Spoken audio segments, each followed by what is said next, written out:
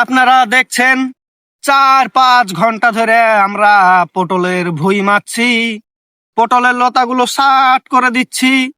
তারপর দুপুর বেলায় পিয়ারুল গৃহস্থ এসে একখানা লম্ফু দিয়ে গেল ভাই। লম্বুটার দাম ভাই 5 টাকা।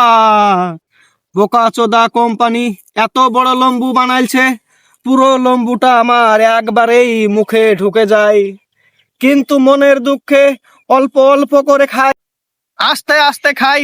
তার কারণ পাশে চ্যাংড়া ছেলেরা হা হা করে হেসে যায়। নারায়ে তাকবীর। গৃহস্থ যখন কাজে বলে যায় তখন বলেছিল পায়েস খেতে দিব ভাই, এখন গৃহস্থ লম্ফু দিয়েই পালিয়ে যায়। সেই রকম দর্শক যদি থাকে আমি জালসা করব রোজ রাতে, টাকা পয়সা লাগবে না, খুশি আমি মাংস ভাতে। নারায়ে তাকবীর।